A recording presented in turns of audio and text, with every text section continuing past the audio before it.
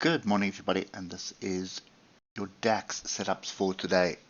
So the longer this goes on, the higher the probability is that we are setting up for another leg down, and trying to get this level. We haven't quite come to test it yet. That's 18,280, and if you look left, you see there's quite a bit of structure at that level, and what is forming here is what looks like a flag. There's our flag. Look at the oscillators, they've separated quite nicely, looking very, very bearish at the moment, but there are buyers still coming in, and important to understand that last week was an inside bar. No structure to the left, but it's still an inside bar.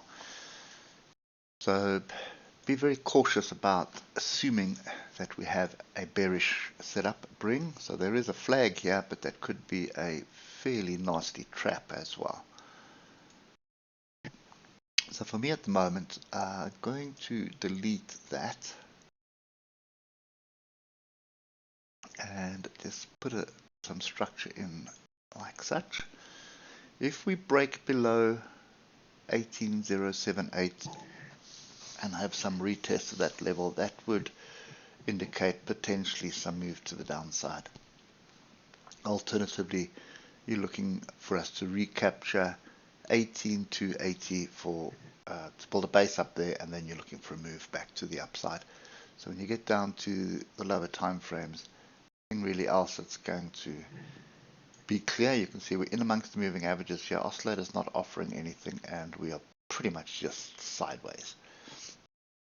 So that's kind of my view at the moment. Drop below the lows of Friday, come back, retest it, reject it nicely, then that would be a signal for a short, and it would be a scalp to me. I don't think I'd be holding on to that for too long. And then anything above 18,280 and a retest of that, that's where you're looking for your longs. So there's nothing really else to write home about. There are gaps to the downside, and this is just messy. So it's above and below the moving averages. It's absolute chaos at the moment. So be very cautious and be very patient, I think. Don't just assume it's going to move in a direction. It could just stay in this range.